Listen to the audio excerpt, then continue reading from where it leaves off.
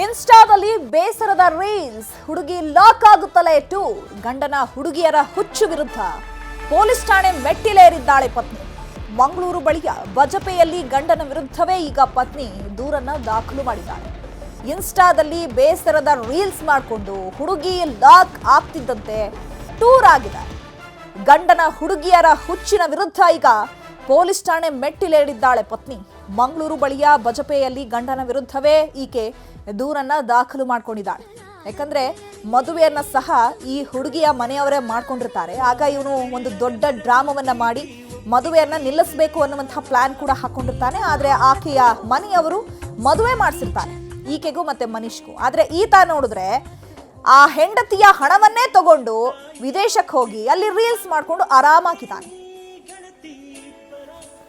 2021 ನಮ್ಮದು ಮದುವೆ 2021ರಲ್ಲಿ ಮದುವೆ ಆಗಿದೆ ಸರ್.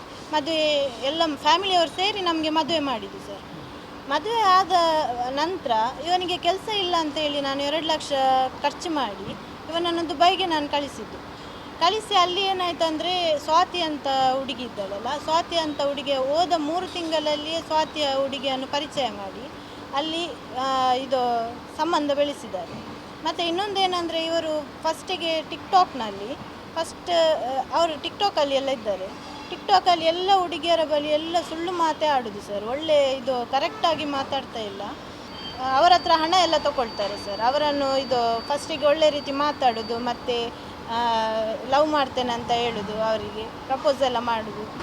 ಈಗ ಇವರು ಮದುವೆಯಾಗಿ ಹೋದ ಎಂತ ನಾನೀಗ ಏನು ಮಾಡಬೇಕು? ಈ ಬಗ್ಗೆ ಮತ್ತಷ್ಟು ಮಾಹಿತಿಯನ್ನು ಕೊಡ್ತಾರೆ ನಮ್ಮ ಪ್ರತಿನಿಧಿ ಕಿಶನ್ ಶೆಟ್ಟಿ. ನೇರ ಸಂಪರ್ಕದಲ್ಲಿ ಜಾಯ್ನ್ ಆಗಿದ್ದಾರೆ. ಕಿಶನ್ ಶೆಟ್ಟಿ, ಏನಿದು ಪ್ರಕರಣ? ಗಂಡನ ವಿರುದ್ಧವೇ ಈಗ ಪತ್ನಿ ಯಾಕೆ ಪೊಲೀಸ್ ಠಾಣೆ ಮೆಟ್ಟಿಲೇರಿದ್ದಾಳೆ? ಈಕೆಗೆ ಹುಡುಗಿಯರು ಹುಚ್ಚಿದೆ ಅಂತ ಹೇಳಿ ಈಕೆಗೆ ಯಾವಾಗ ಗೊತ್ತಾಯ್ತು ಅಂತ?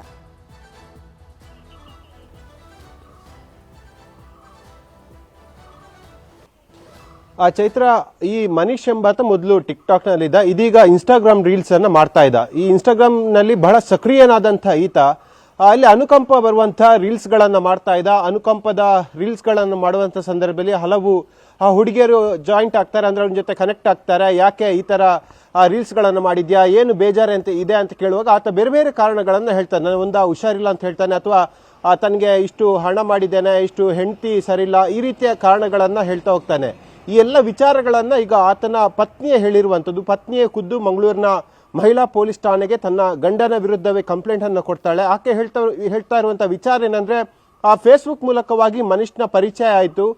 ಈ ಮದುವೆ ಪ್ರಸ್ತಾಪ ಕೂಡ ಮನೆಯಲ್ಲಿ ಆಯಿತು. ಮದುವೆಗೆ 3 ದಿನ ಇರುವಾಗ ಮನೀಶ್ ಹೇಳ್ತಾನೆ, ನನ್ನ ಬಳಿ ಮದುವೆಗೆ ಸಾಕಷ್ಟು ಹಣ ಇಲ್ಲ, ಹಾಗಾಗಿ ನಾನು ಆತ್ಮಹತ್ಯೆ ಮಾಡಿಕೊಳ್ತೇನೆ ಅಂತೇಳಿ. ಆಗ ಪ್ರೀತಿ ಮನೆಯವರ ಮನವೊಲಿಸಿ ಖುದ್ದು ಹುಡುಗಿಯ ಮನೆಯವರೇ ಖರ್ಚು ಮಾಡಿ ಮದುವೆಯನ್ನ ಮಾಡ್ತಾರೆ. ಮತ್ತು ಮನೀಶ್ ಉದ್ಯೋಗ ಇಲ್ಲಂತ ಸಂದರ್ಭದಲ್ಲಿ ದುಬೈಗೆ ಸುಮಾರು 2 ಲಕ್ಷ ರೂಪಾಯಿ ಖರ್ಚನ್ನ ಮಾಡಿ ಖುದ್ದು ಪ್ರೀತಿ ಆತನಿಗೆ ಸಹಾಯ ಮಾಡಿ ದುಬೈಗೆ ಕಳಿಸ್ತಾರೆ. ಆದರೆ ಆ ಬಳಿಕ ಆತನ ನೌಟಂಕಿ ಆಟಗಳು ಒಂದೊಂದಾಗಿಯೇ ಪ್ರೀತಿಗೆ ಗೊತ್ತಾಗತ್ತೆ. ಬೇರೆ ಬೇರೆ ಹುಡುಗಿಯರ ಜೊತೆ ಈ ರೀತಿಯಾಗಿ ಆತ ಮೋಸ ಮಾಡಿರೋದು ಕೂಡ ಗೊತ್ತಾಗತ್ತೆ. ಅಂದ್ರೆ ಉಳ್ಳಾಲ, ಅವರೇ ಹೇಳಿರುವಂತೆ ಉಳ್ಳಾಲ ಆಗಿರ್ಬೋದು, ಆ ಕರಾವಳಿಯ ಬೇರೆ ಬೇರೆ ಭಾಗದ ಹುಡುಗಿಯರಿಗೆ ಈ ರೀತಿಯ ಮೋಸವನ್ನ ಮಾಡ್ತಾನೆ.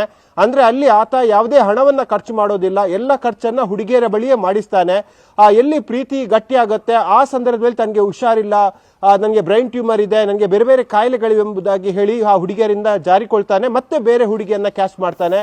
ಹಾಗಾಗಿ ಇಂತಹ ಗಂಡನ ಹುಡುಗಿಯರ ಹುಚ್ಚಿನ ವಿರುದ್ಧವಾಗಿ ಈಗ ಆ ಪ್ರೀತಿಯನ್ನು ಅವರೀಗ ಪೊಲೀಸ್ ಠಾಣೆಗೆ ಕಂಪ್ಲೇಂಟ್ ಅನ್ನು ಕೊಟ್ಟಿದ್ದಾರೆ. ತನಗೆ ಮೋಸ ಆಗಿದೆ, ಇನ್ಮುಂದೆ ನನಗೆ ಆತನ ಜೊತೆ ಜೀವನ ಮಾಡೋಕೆ ಸಾಧ್ಯ ಇಲ್ಲ, ಆದರೆ ಬೇರೆಯವರ ಹುಡುಗಿಯ ಬಾಳು ಹಾಳಾಗೋದು ಇಲ್ಲಿ ಮುಕ್ತಾಯ ಆಗಬೇಕು, ಆತನ ವಿರುದ್ಧ ಕ್ರಮವನ್ನು ಕೈಗೊಳ್ಳಬೇಕೆಂಬ ಮನವಿಯನ್ನು ಸದ್ಯ ಪ್ರೀತಿ ಪೊಲೀಸರಿಗೆ ಹೇಳಿರುವಂಥದ್ದು. ಈಗ ಪೊಲೀಸರು ಆಕೆಯ ದೂರಿನ ಅನ್ವಯ ಈಗ ಪ್ರಕರಣವನ್ನು ಕೂಡ ದಾಖಲಿಸಿಕೊಂಡಿದ್ದಾರೆ. ಜೊತೆಗೆ ಯಾರೆಲ್ಲ ಹುಡುಗಿಯರಿಗೆ ಈ ರೀತಿಯಾಗಿ ಮೋಸ ಆಗಿದೆ, ಎಷ್ಟು ಹಣವನ್ನು ಆತ ಪಂಗನಾಮ ಹಾಕಿದ್ದಾನೆ ಎಂಬಿತ್ಯಾದಿ ಎಲ್ಲ ವಿಚಾರಗಳ ಬಗ್ಗೆ ಪೊಲೀಸರು ತನಿಖೆಯನ್ನ ಮಾಡ್ತಾ ಇರುವಂತದ್ದು. Chaitra, okay, thank you Kishan ತಮ್ಮೆಲ್ಲ ಡೀಟೇಲ್ಸ್ಗೆ.